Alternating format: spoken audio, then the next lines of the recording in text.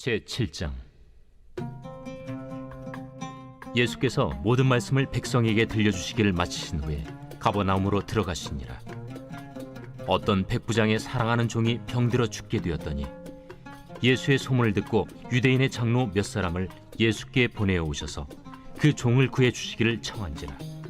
이에 그들이 예수께 나아와 간절히 구하여 이르되, 이 일을 하시는 것이 이 사람에게는 합당하니이다. 그가 우리 민족을 사랑하고 또한 우리를 위하여 회당을 지었나이다. 예수께서 함께 가실새 이에 그 집이 멀지 아니하여 백부장이 벗들을 보내어 이르되, 주여, 수고하시지 마옵소서. 내 집에 들어오심을 나는 감당하지 못하겠나이다. 그러므로 내가 주께 나아가기도 감당하지 못할 줄을 알았나이다. 말씀만 하사 내 하인을 낫게 하소서. 나도 남의 수하에 든 사람이요, 내 아래에도 병사가 있으니 이더러 가라 하면 가고 저더러 오라 하면 오고 내 종더러 이것을 하라 하면 하나이다. 예수께서 들으시고 그를 놀랍게 여겨 돌이키사 따르는 무리에게 이르시되, 내가 너희에게 이르노니 이스라엘 중에서도 이만한 믿음은 만나보지 못하였노라. 보내었던 사람들이 집으로 돌아가 보매 종이 이미 나아 있었더라. 그 후에 예수께서 나인이란 성으로 가실새 제자와 많은 무리가 동행하더니 성문에 가까이 이르실 때 사람들이 한 죽은 자를 메고 나오니 이는 한 어머니의 독자요 그의 어머니는 과부라. 그 성에 많은 사람도 그와 함께 나오거늘 주께서 과부를 보시고 불쌍히 여기사 울지 말라. 가까이 가서 그 관에 손을 대시니 맨 자들이 서는지라. 청년아, 내가 네게 말하노니 일어나라. 하심에 죽었던 자가 일어나 앉고 말도 하거늘 예수께서 그를 어머니에게 주시니 모든 사람이 두려워하며 하나님께 영광을 돌려 이르되, 큰 선지자가 우리 가운데 일어나셨다. 하나님께서 자기 백성을 돌보셨다. 예수께 대한 이 소문이 온 유대와 사방에 두루 퍼지니라. 요한의 제자들이 이 모든 일을 그에게 알리니 요한이 그 제자 중 둘을 불러 주께 보내요. 오실 그이가 당신이 오니이까 우리가 다른 일을 기다리오리이까 하라. 그들이 예수께 나아가 이르되, 세례 요한이 우리를 보내어 당신께 여쭈어보라고 하기를 오실 그이가 당신이 오니까 우리가 다른 일을 기다리오리이까. 마침 그때 예수께서 질병과 고통과 및 악귀 들린 자를 많이 고치시며 또 많은 맹인을 보게 하신지라. 너희가 가서 보고 들은 것을 요한에게 알리되, 맹인이 보며 못 걷는 사람이 걸으며 나병 환자가 깨끗함을 받으며 귀먹은 사람이 들으며 죽은 자가 살아나며 가난한 자에게 복음이 전파된다 하라. 누구든지 나로 말미암아 실족하지 아니하는 자는 복이 있도다. 요한이 보낸 자가 떠난 후에 예수께서 무리에게 요한에 대하여 말씀하시되, 너희가 무엇을 보려고 광야에 나갔더냐? 바람에 흔들리는 갈대냐? 그러면 너희가 무엇을 보려고 나갔더냐? 부드러운 옷 입은 사람이냐? 보라, 화려한 옷을 입고 사치하게 지내는 자는 왕궁에 있느니라. 그러면 너희가 무엇을 보려고 나갔더냐? 선지자냐? 옳다. 내가 너희에게 이르노니 선지자보다도 훌륭한 자니라. 기록된 바 보라, 내가 내 사자를 내 앞에 보내노니 그가 내 앞에서 내 길을 준비하리라 한 것이 이 사람에 대한 말씀이라. 내가 너희에게 말하노니 여자가 낳은 자 중에 요한보다 큰 자가 없도다. 그러나 하나님의 나라에서는 극히 작은 자라도 그보다 크니라. 모든 백성과 세리들은 이미 요한의 세례를 받은지라. 이 말씀을 듣고 하나님을 의롭다 하되 바리새인과 율법 교사들은 그의 세례를 받지 아니하므로 그들 자신을 위한 하나님의 뜻을 저버리니라. 이 세대의 사람을 무엇으로 비유할까? 무엇과 같은가? 비유하건대 아이들이 장터에 앉아 서로 불러 이르되, 우리가 너희를 향하여 피리를 불어도 너희가 춤추지 않고 우리가 곡하여도 너희가 울지 아니하였다 함과 같도다.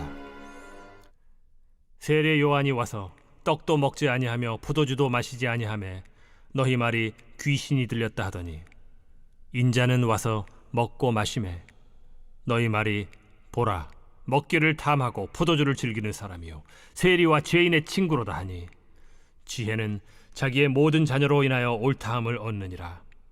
한 바리새인이 예수께 자기와 함께 잡수시기를 청하니 이에 바리새인의 집에 들어가 앉으셨을 때에 그 동네에 죄를 지은 한 여자가 있어 예수께서 바리새인의 집에 앉아 계심을 알고 향유 담은 옥합을 가지고 와서 예수의 뒤로 그 발 곁에 서서 울며 눈물로 그 발을 적시고 자기 머리털로 닦고 그 발에 입 맞추고 향유를 부으니 예수를 청한 바리새인이 그것을 보고 마음에 이르되 이 사람이 만일 선지자라면 자기를 만지는 이 여자가 누구며 어떠한 자 곧 죄인인 줄 알았으리라. 시몬아, 내가 네게 이를 말이 있다. 선생님, 말씀하소서. 빚 주는 사람에게 빚진 자가 둘이 있어 하나는 500데나리온을 줬고 하나는 50데나리온을 줬는데 갚을 것이 없으므로 둘 다 탕감하여 주었으니 둘 중에 누가 그를 더 사랑하겠느냐? 내 생각에는 많이 탕감함을 받은 자니이다. 네 판단이 옳다. 하시고 그 여자를 돌아보시며 시몬에게 이르시되 이 여자를 보느냐?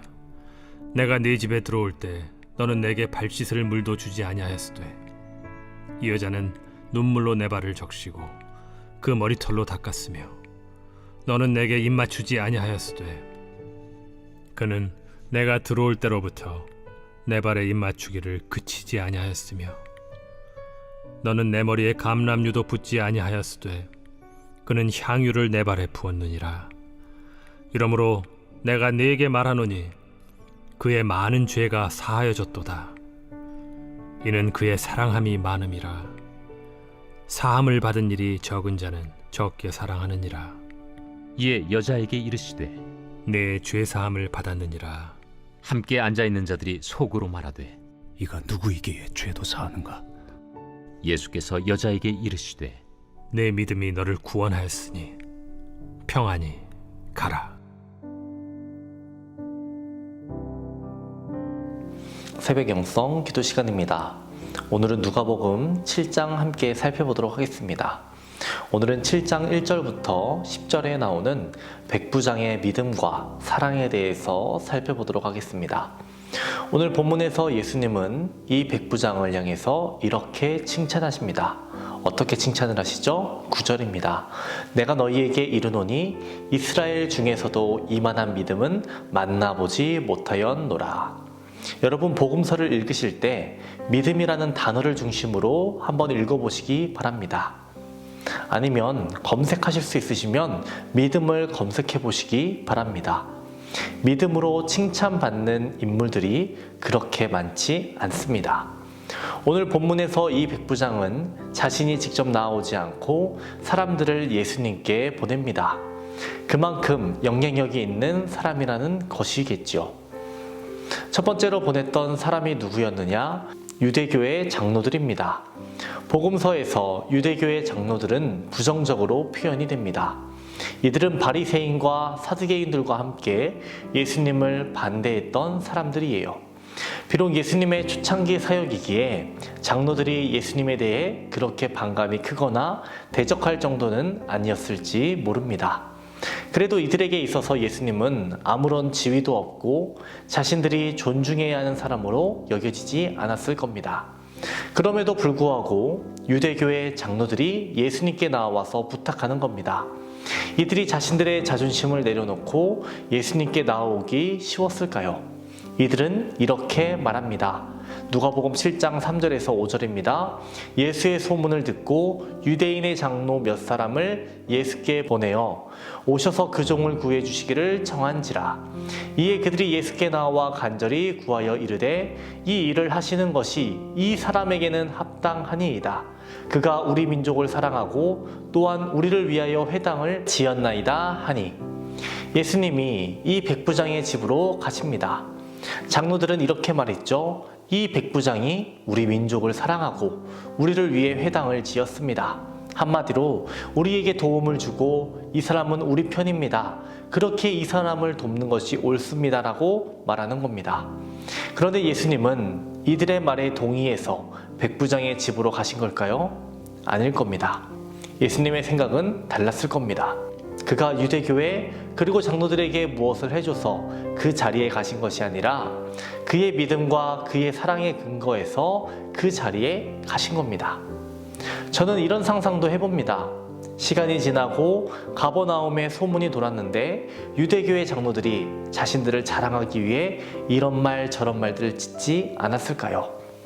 유대교회 장로들은 백부장에게서 합당한 이유를 찾았습니다. 자신들에게 도움이 되었기 때문입니다.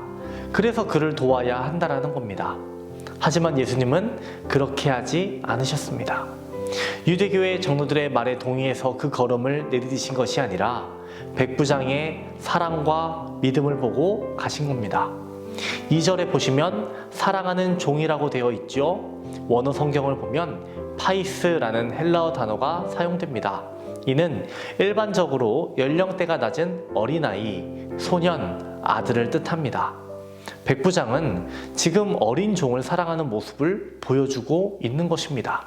그가 유대교회 장로들을 동원해서까지 예수님을 그 자리로 오시라고 하고 있는 것입니다. 예수님은 이 모든 것을 아셨던 겁니다. 예수님이 백부장의 집으로 가시는 길이었습니다. 그 중간에 또 백부장이 누군가를 보내왔습니다. 이번에는 누구였습니까? 저는 본문을 여러 차례 읽었지만 제가 고정관념에 빠져 있다는 것을 알았습니다. 당연히 종이나 하인들을 보냈을 거라 생각하고 있었는데요. 백부장이 보낸 사람은 종도 하인도 아닌 자신들의 친구들이었습니다. 당시 로마 사회를 생각해 볼 때 백부장의 친구들 또한 지위가 있고 굉장히 높은 자리에 있는 사람들일 겁니다. 사실 이해가 잘 되지 않았습니다.